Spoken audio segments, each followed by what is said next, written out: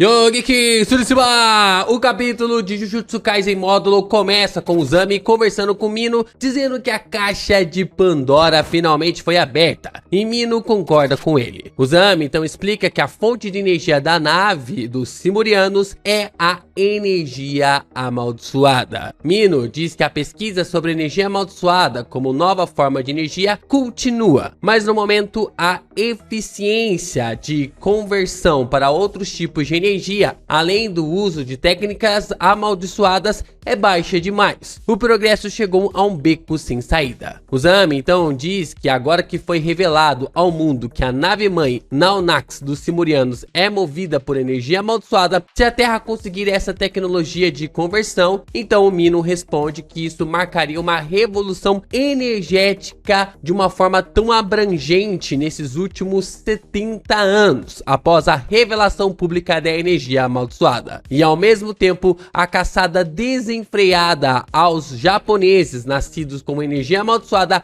recomeçaria, e assim ele questiona a Uzami o que eles devem fazer. Nós voltamos para falar mais sobre este capítulo intitulado de Intercâmbio Cultural depois da vinheta.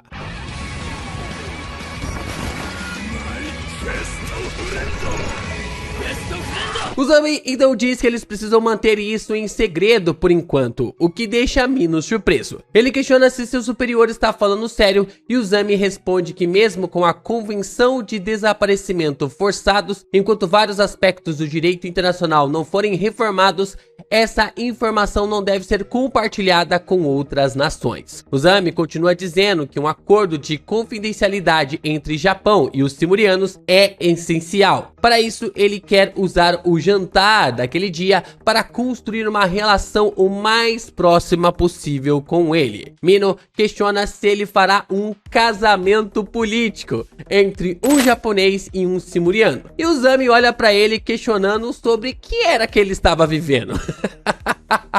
Mino então sem graça explica que era apenas uma brincadeira, o que Uzami termina sua explicação dizendo que se eles conseguirem terminar toda essa bagunça apenas devendo um favor para os simurianos, eles já estarão no lucro. De preferência, eles precisam criar algo concreto, um registro de negociações que beneficie ambos no longo prazo. Quando ele diz isso, o telefone ali cerebral do Mino acaba tocando. É Yuka aos berros ali no telefone, e ela avisa que o jantar vai ser uma festa de takoyaki, e que Maru e Cross já estão provando. Yuka pede para que eles preparem um polvo de alto nível e Uzami responde que tem alguns contatos.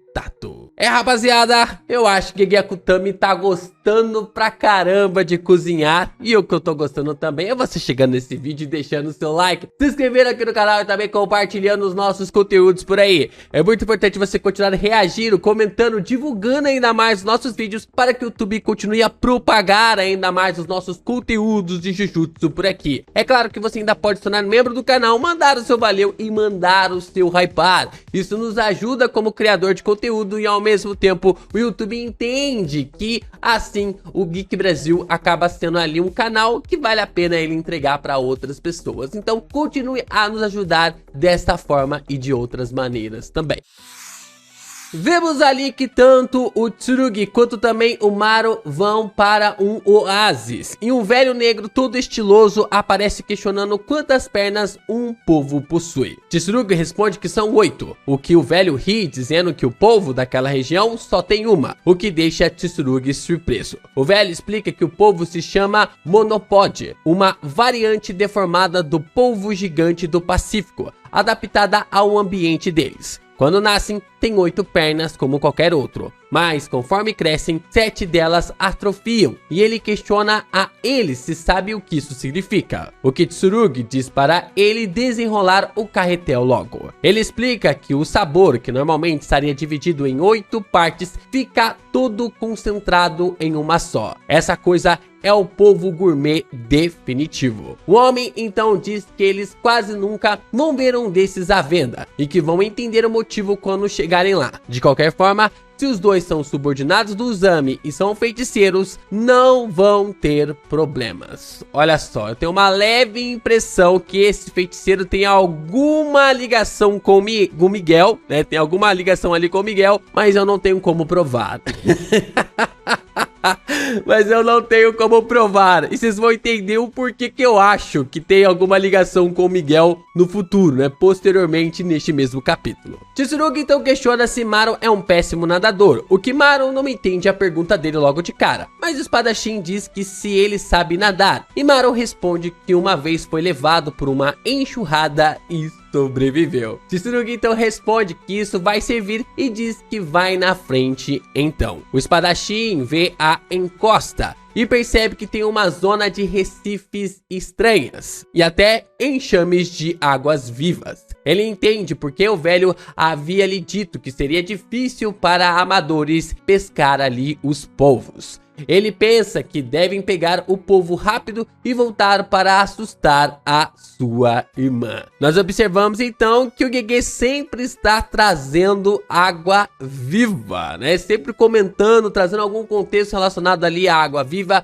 O Junpei ali no começo de Jujutsu Kaisen também teve uma técnica focada ali em águas vivas e caramba, e agora a gente tem águas vivas aparecendo novamente na história, né? Com o Junpei foi basicamente ali algo meio que pra nos traumatizar. E agora o Gege vai trazer como um alívio cômico. Vemos a Yuka e o Cross e ela está tomando seu remédio. Ele questiona a garota se ela não deveria dizer algo para seu irmão sobre sua doença e Yuka responde que não, sem pensar duas vezes. Ela diz que quer que seu final seja normal e não algo especial, enquanto Cross pensa nas palavras da garota com o sol brilhando na janela entre os dois. Enquanto isso, na praia, Tsurugi está todo queimado pelas águas vivas. Eu falei pra vocês que o Gege iria usar isso como alívio cômico. Maro está com uma cara extremamente séria e questiona o espadachim se ele era mesmo ali o Tsurugi. Tsurugi então diz que foi moleza pegar o polvo, enquanto Maro fala que ele só pode estar brincando. Tsurugi então pede para Maro pegar um Rash Guard, né, que era como se fosse aquelas roupas ali de mergulhadores ou até mesmo aquelas roupas de surfistas, né, ou algo do tipo, porque lá embaixo é perigoso, tem águas vivas. Maro se recusa dizendo que não precisa, ele é um guerreiro, mas fica se perguntando o que é uma água viva. Ele entra na água dizendo que pegará um polvo maior que o do Tsurugi. Quando ele volta, também está todo queimado por causa da água viva. O que deixa ali o Tsurugi incrédulo. Maro diz que foi molezinha, o que é claro que Tsurugi não acredita. Ele diz que havia lhe avisado. Tem um aviso ali do Gege ali no meio da história, dizendo que se sentir dor intensa ou inchaço após uma ferroada de água viva, procure um médico o mais rápido possível. Tsurugi então diz que claramente o seu polvo é maior. Maro diz pra esperar. Eles vão esticar e medir. Um guerreiro não pode perder. Eles continuam conversando e Tsurugi questiona o que significa o termo guerreiro para os Drumel. Maro então responde que é o equivalente a um feiticeiro, mas entre os Drumel, somente os homens podem se tornar esses guerreiros. Tsurugi então questiona se as mulheres não podem se tornar ali guerreiras, o que Maro responde que não é bem isso. Ele explica que as mulheres Drumel não podem controlar energia amaldiçoada, mas as mulheres podem assumir funções parecidas com as janelas da terra, né? É até algo intrigante essa fala aqui, porque antes disso, a gente observa ali a Yuka na janela, né? Como se estivesse brilhando uma luz sobre ela. E aí, nós observamos então o Maro, né, falando sobre as mulheres terem janelas em relação ali à terra. O que é esse conceito de janela, né? Um kanji realmente que foi colocado aqui como, não é tipo assim, winduro, né, que seria ali o katakana, mas sim janela mesmo, no conceito do kanji. Tem que dar uma pesquisada para tentar entender se é algo mais intrínseco em relação ao significado do kanji ou se é janela mesmo, como se fosse a luz que brilha ali os ambientes, né?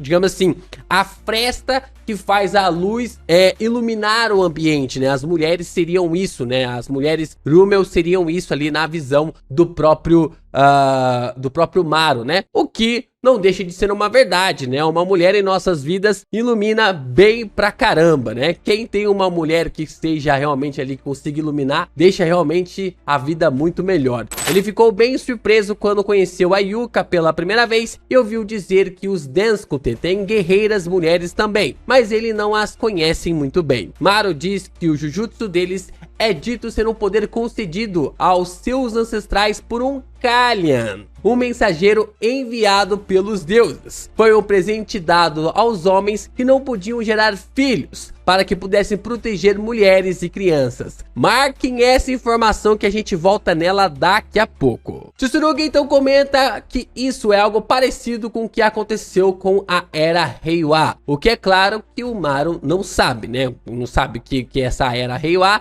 E o Tsurugi está comentando ali então da era atual, né, do Japão, nesse exato momento, no presente aqui, não em 2000 e lá vai bordoada, né, mas sim 2025 nós estamos na era Reiwa. Tsurugi então diz que ele só acha que em uma visão de mundo assim, homens que não são feiticeiros ou mulheres que não podem ter filhos devem ter passado por maus bocados. Maru então pede desculpas, pois havia passado uma impressão errada. Aqueles que trabalham para proteger os Drummels são respeitados, sejam guerreiros ou não, sejam homens ou não. O Jabba é um exemplo disso. Tsurugi então se lembra dele como o que se parece mais como um alienígena entre todos os outros, o que deixa Maru surpreso dele achar isso. Maru diz que acha que as mulheres vão aparecer no intercâmbio cultural. A questão é que, até agora, por segurança, elas ficaram na nave, mas sente muito por deixá-las tanto tempo desconfortáveis. Tsurugi diz que isso tudo é algo meio centrado aos homens, mas ele diz que não pode deixar de entender esse sentimento. Vemos um quadro com Tsurugi com a cabeça toda sangrando, enquanto Yuka está chorando bastante. Os dois ainda são crianças, mas é claro que o Tsurugi entrou no meio de algo para defender a Yuka de alguma coisa. Maru diz que não acha que as pessoas a quem ele protege sejam fracas, mas se essas pessoas se machucarem, ele não aguentaria. O que Tsurugi responde que faz pensar quem realmente é o mais fraco e Maru acaba rindo um pouco de forma sem graça. Vamos para o intercâmbio cultural e as mulheres simurianas estão comendo na festa. Finalmente elas decidiram aparecer. Vemos a apresentação de Tomoe Kyoko, professora de nutrição na escola técnica de Jujutsu. E é bem legal ver que o Gege Akutami ele está se aprofundando ainda mais em detalhes que a obra principal dele não deu tanto tempo assim. É claro, né, que se trata de uma escola técnica. A gente teria ali alguém que faria parte da culinária, né? Cuidaria ali da base da culinária, da nutrição dos feiticeiros, o que eles deveriam comer, o que não deveriam comer, para ter realmente uma saúde melhor. E agora, mais de 68 anos depois, Gege Akutami vem abordar esse assunto para detalhar, aprofundar ainda mais o cotidiano ali dos alunos da escola técnica. Tomoe está bem irritada com Tsurugi e Yuka. A garota está questionando que ela não gostaria de deixar a comida inacabada, o que ela retruca dizendo para não esconder algo que alguém possa odiar até o dia do evento. Tsurugi então pede para que Tomoe deixe ali os simurianos cuidarem das pernas dos povos, o que faz Tomoe dizer como isso pode dar certo se o povo só tem uma perna. Maru se aproxima dizendo que o povo se chama Monopod e ele foi batizado assim por causa do estilo de rebatida de um antigo jogador de beisebol, o que Tomoe lhe questiona como isso pode tornar essa comida segura. Uzami então está sentado em uma mesa junto de Dabura, Jabba e outros representantes dos simurianos, o que ele responde algo sobre o método para remover a maldição colocada na irmã mais nova de Dabura. Jabba diz que é exatamente isso, é uma maldição de morte lançada pelo líder do clã Denskute. Ela ativa quando o líder morre ou se Dabura desobedecer às ordens dele. Ele continua dizendo que no momento parece estar fora do alcance efetivo da técnica amaldiçoada, de acordo com o conhecimento dos humanos, mas por segurança eles estão explorando meios de anulá-la e que gostaria de ouvir a opinião dos feiticeiros japoneses. O que Mino se lembra da fala do Uzami sobre dever um favor a eles. Uzami então diz que na África existe uma ferramenta amaldiçoada chamada de corda negra, que pode anular qualquer maldição ou poder amaldiçoada. Se conseguirem obtê-la, talvez podem remover a maldição da irmã dele. Por isso que eu falei que o rapaz lá, que tava no Oásis, ele tinha alguma conexão com o Miguel, mas eu não posso provar ainda.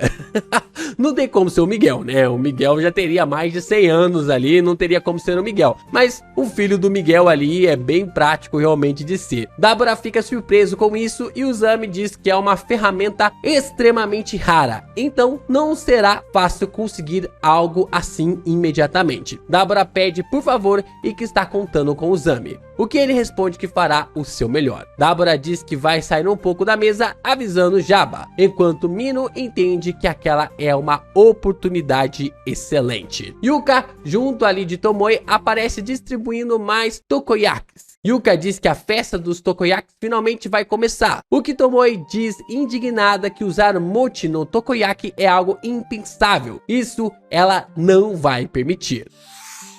Assim observamos de forma interessante, intrigante, o Dabura se aproximando ali da Tomoe e fica ali encarando. Yuka repara que o Dabura está se aproximando delas e isso assusta o Uzami e também o Jabba. Dabura olha para ela com um olhar que não dá para desvendar, enquanto Tomoe fica encantada com ele com rosas por todos os lados. Tomoe se apaixonou por ele na primeira vez que o viu. Tomoe então arrasta Yuka para trás com tudo, questionando se ela está bem, o que deixa a Yuka confusa. Ela diz que está praticamente sem maquiagem, o que Yuka diz que dá para perceber só de olhar, e ela responde que isso é péssimo. Dabura então tenta passar pela porta e bate o chifre ali no batente, o que o Zami percebe que Dabura não é uma pessoa ruim, que ele é uma pessoa realmente sim meio que atrapalhado, mas que ele não é uma pessoa ruim. E ele se vira pro Mino e diz que é possível. O Zami realmente vai levar a sério um casamento diplomático, né? Vai colocar Tomoe pra casar ali com o Dabura. Pra linkar ali os feiticeiros e os guerreiros simurianos, né? Os Rumel, de forma a criar uma aliança entre os dois povos. Caramba, mano. Essas coisas que o Gege vai colocando meio que sem querer e ao mesmo tempo vai se fechando, é algo muito bom, cara. A gente consegue observar ali que o Zami pede para que eles tenham cuidado porque está quente, enquanto isso Dabura e Jabba já estão sentindo a quentura dos tokoyaki. Cross então diz que a preocupação deles parece que foi desnecessária, o que Tsurugi responde que o Zami sempre conduz as coisas bem, porque se não fosse assim, aquilo tudo poderia virar um desastre. Então ele sorri pro Cross e diz que agora é a vez dos Rumelianos. Cross então aceita e nós vamos direto para a nave dos Simurianos. Os Rumel estão dizendo ao Oski para que eles participem no próximo intercâmbio cultural. E vemos que o Oski é mesmo o cara que o Cross havia dado um murro quando era criança, né? Que estava tentando meio que tipo assim, atrapalhar ali a construção do canal que o Dura estava construindo. Ele diz que seus amigos podem ir sem ele, ainda com raiva disso tudo. Enquanto isso, alguém chega dizendo que algo aconteceu com o velho Boro. Oski então se aproxima ali do velho, questionando o que havia acontecido. E quando se percebe, tem lágrimas saindo do terceiro olho, lá ele, do Boro. E isso deixa ele surpreso. Boro diz que isso é ruim, que aquelas pessoas são perigosas. Ele agarra o ombro do Oski e vemos que seu olho não para de chorar, o que deixa Oski sem entender nada sobre por que o terceiro olho ali dele estava chorando, lá ele, de uma forma assim que os Carians não existiam naquele lugar. O velho então diz que ele viu na Terra os japoneses estão massacrando os Carians, e quando nós olhamos para o horizonte das grades, os Carians são as maldições. Meus amigos, vem comigo nesse raciocínio aqui. Vocês lembram que eu falei pra vocês meio que marcarem na memória de vocês sobre um Carian que havia dado habilidade para um Rumel. Vem comigo nesse raciocínio aqui. Os Carians são maldições e as maldições são os Carians, certo? Gege Akutami colocando água viva na trama bem no começo da história de Jujutsu Kaisen módulo. Gege Akutami colocou o poder do Junpei com com a habilidade de manipular águas vivas, ou seja, tem um paralelo claro sendo criado aqui. Para onde? Para onde sobre o questionamento de quem deu a habilidade ali para o Junpei. Quem deu a habilidade para o Junpei? Mahito. Quem deu as habilidades do Charles e também do Higuruma? Mahito, através ali do Kenjaku, quando o Kenjaku acaba meio que extraindo as habilidades do Mahito e usando isso para aprimorar novos feiticeiros. Quem deu a habilidade de manipular energia amaldiçoada para os Números? Um Kallian. O que são os Kallians? Maldições. Quem deu a habilidade para os Números manipular energia amaldiçoada foi Mahito. Caramba, é realmente para explodir a cabeça. Olha, se o Gegeko Tami confirmar essa maluquice, que ele ficou pensando nisso tudo por apenas um ano, dessa conexão dos Simurianos com os humanos, maldições, Kallians e o Mahito sendo a base principal, porque a habilidade do Mahito permite com que ele modificasse a alma para que os humanos pudessem ter a capacidade de manipular a energia amaldiçoada. E até agora, o único que pode fazer isso é o Mahito. Nós sabemos que através ali da reencarnação, a base da habilidade dos poderes podem permanecer no personagem. Então, se o Kallian acabou dando a habilidade para os feiticeiros, né, os guerreiros ali de Simuria, conseguiram utilizar ali os seus poderes, conseguiram utilizar ali a energia amaldiçoada, e o Mahito também fez a mesma coisa no mangá principal de Jujutsu Kaisen, olha, é só somar 1 mais 1 é igual a 2. Gegeko Tami é simplesmente insano. O cara pode dar essa volta toda e colocar o Mahito como um deus.